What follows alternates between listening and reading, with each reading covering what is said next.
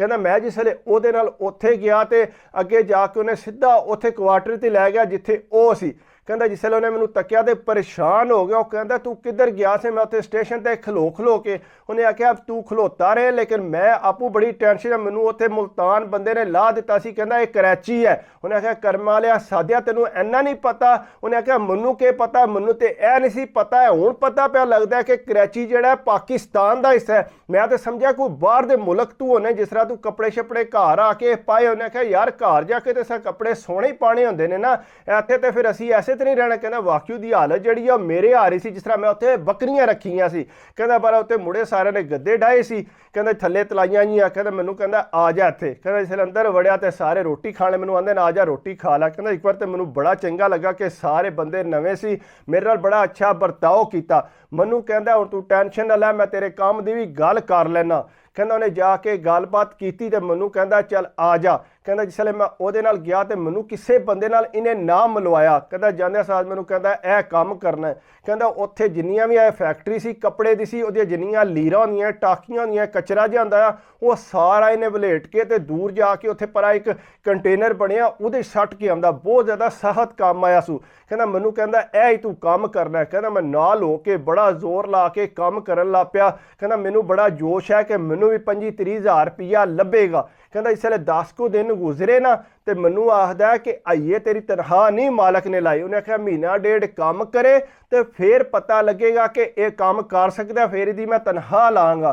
कहता मैं 20 को दिन किया काम तो बाद मैनू एक मुड़े ने आख्या, उन्हें आख्या गल सुन ये तेनू बनाउण लगे आ फोदू, ये जिहड़ा काम शाम तेनू इत्थे कोई नहीं लभना, उन्हां कोल कोई नहीं बंदियां दी लोड़ है, तेनू ना लै, इन्हें महीना डेढ़ तेनू इस्तेमाल करना है, जिहड़ा काम आपू सख्त करदा आपू साह कढ रिहा है, तेरे कोलों काम लै रिहा है। कहता मेरे दिमाग च गल आ गई, मैं कहा गल तो वाकई दी ठीक लगती है। कहता पर मैं उन्होंने दसिया कोना तो अपना बैग चुकिया तो उतों निकल आया। कहना जो निकलिया उतों कहना मैं हुण मैं जा किधर, मेरे को पैसे भी कोई नहीं सी।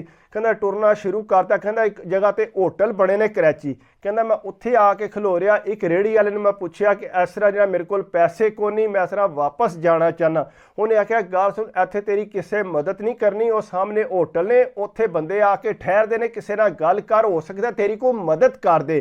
कहता मैं जिसले उत्थे गया बंदे मंजियां डाह के होटल के बाहर बैठे सी। कहता मैं जाके सलामकुम करके तो उत्थे एक बंदे नाल गल की। कहता पहला तो उन्होंने ना कर दी। कहता दूसरी जगह ते जा। कहता मैं जिसले उत्थे गया तो बड़े सोहने कपड़ा जुत्ती उन्हें पाए आ।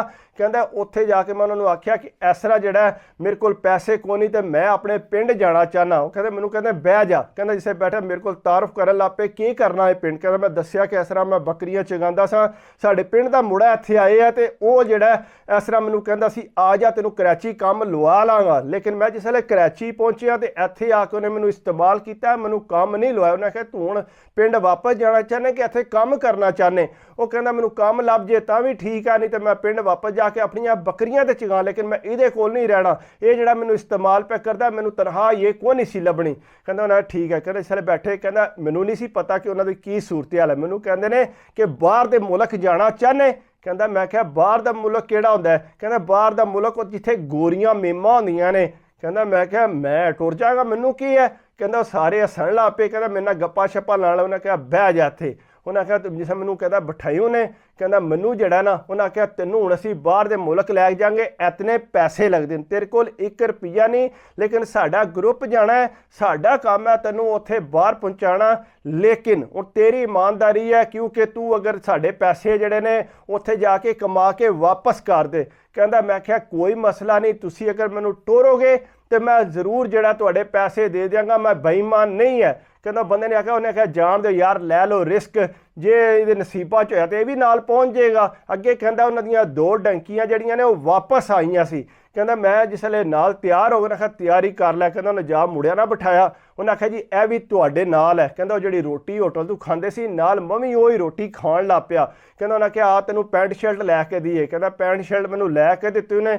कहता उन्हें मैनू उन्हां नाल ही डंकी लवाई तो कहता पहली डंकी जी जिहड़ा मैं कहता यूरोप पहुँचाया। कहता जिसले यूरोप आके मैं लत्थां गोरियां ताके मैं हैरान परेशान हो गया, इतनियां सोहणियां सड़कों ते सुथरा मोल। कहता मेरे ते बतौर ही फिर गए कि मैं इत्थे कित्थे पहुँच आया। कहता बाहर लो मुड़े कहते आ जा साडे नाल। कहता उन्होंने पता लग गया बेचारा सादा जी है। कहता मैनू एक डेरे ते लै गए, उत्थे जाके कहता मैं थोड़े बहुत धक्के ठुड्डे खाधे, ਲੇਕਿਨ ਕਹਿੰਦਾ ਮੈਨੂੰ ਕੰਮ ਸ਼ਾਮ ਲੱਭ ਗਿਆ, ਆਸਤਾ ਆਸਤਾ ਮੇਰੇ ਪੇਪਰ ਵੀ ਬਣ ਗਏ, ਮੈਂ ਸੈੱਟ ਹੋ ਗਿਆ। ਕਹਿੰਦਾ ਮੈਨੂੰ ਵੀ ਹੋਸ਼ ਆ ਗਈ ਦੁਨੀਆ ਦੀ ਕਿ ਮੈਨੂੰ ਪਹਿਲਾਂ ਇਹ ਨਹੀਂ ਸੀ ਪਤਾ ਕਿ ਕਰਾਚੀ ਪਾਕਿਸਤਾਨ ਦਾ ਹਿੱਸਾ ਹੈ, ਲੇਕਿਨ ਹੁਣ ਮੈਨੂੰ ਪਤਾ ਲੱਗਿਆ ਕਿ ਮੈਂ ਬਾਹਰ ਆ ਗਿਆ ਗੋਰੀਆਂ ਮੇਮਾਂ ਕੋਲ।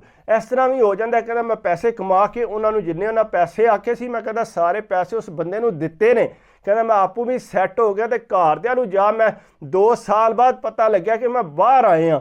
ਕਹਿੰਦਾ ਫਿਰ ਉਹਨਾਂ ਨੂੰ ਪੈਸੇ ਟੋਰੇ ਨੇ ਖੁੱਲੇ, ਸਾਰੀ ਉਹਨਾਂ ਦੀ ਭੁੱਖ ਕੱਢੀ ਹੈ। ਕਹਿੰਦਾ ਉਹ ਹਈਏ ਵੀ ਜਿਹੜਾ ਕਰਾਚੀ ਵਾਲਾ, ਕਹਿੰਦਾ ਹਈਏ ਵੀ ਉੱਥੇ ਹੀ ਕੰਮ ਕਰਦਾ ਤੇ ਉਹਦੀ ਹਾਲਤ ਉਹ ਰਹੀ ਕੋ ਨਹੀਂ ਹੁਣ। ਕਹਿੰਦਾ ਕੰਮ ਕਰ ਕਰਕੇ ਯੱਬ ਗਏ ਹੈ। ਇਸ ਤਰ੍ਹਾਂ ਕਹਿੰਦਾ ਉਹਦੀ ਹਾਲਤ ਹੋਈ ਹੈ। ਤੇ ਇਸ ਤਰ੍ਹਾਂ ਵੀ ਬੰਦੇ ਨਾਲ ਹੋ ਜਾਂਦਾ ਹੈ, ਜੇ ਕਿਸੇ ਨਾਲ ਬੇਈਮਾਨੀ ਕਰਦਾ ਤੇ ਆਪਣੇ ਨਾਲ ਵੀ ਇਹ ਹੀ ਹੋਣਾ ਸੀ ਉਹਦੇ ਨਾਲ। ਕਹਿੰਦਾ ਹਈਏ ਵੀ ਉਹ ਮੈਨੂੰ ਮਿਲੇ ਨਾ ਜਿਵੇਂ ਮੈਂ ਪਾਕਿਸਤਾਨ ਜਾ, ਕਹਿੰਦਾ ਤਾਂ ਕਿ ਇੱਕ ਵਾਰੀ ਮੇਰੇ ਵੱਲ ਜੇ ਬੜਾ ਸ਼ਰਮਿੰਦਾ ਹੁੰਦਾ ਹੈ। ਕਹਿੰਦਾ ਪਰ ਮੈਂ ਬੜਾ ਖੁਸ਼ ਹਾਂ, ਮੇਰੀ ਨੀਅਤ ਸਾਫ਼ ਸੀ, ਦੇਖ ਲਓ ਮੈਨੂੰ ਅੱਲਾ ਨੇ ਕਿੱਥੇ ਪਹੁੰਚਾ ਦਿੱਤਾ। ਬਾਕੀ ਅਗਰ ਮੇਰੀ ਵੀਡੀਓ ਤੁਹਾਨੂੰ ਅੱਛੀ ਲੱਗੇ ਤਾਂ ਯਾਰ ਕੋਸ਼ਿਸ਼ ਕਰਿਆ ਕਰੋ, ਲਾਈਕ ਵੀ ਕਰਿਆ ਕਰੋ, ਕਮੈਂਟਸ ਵੀ ਕਰਿਆ ਕਰੋ, ਸਬਸਕ੍ਰਾਈਬ ਕਰ ਦਿਓ ਤੇ ਦਿਲ ਖੁਸ਼ ਹੁੰਦਾ। ਬਾਕੀ ਦੁਆਵਾਂ ਯਾਦ ਰੱਖਿਆ ਕਰੋ, ਆਪਣੀ ਸਿਹਤ ਦਾ ਖਿਆਲ ਰੱਖਿਆ ਕਰੋ। ਸਿਹਤ ਹੈ ਤੇ ਸਭ ਕੁਛ ਹੈ। ਅੱਲਾ ਹਾਫਿਜ਼।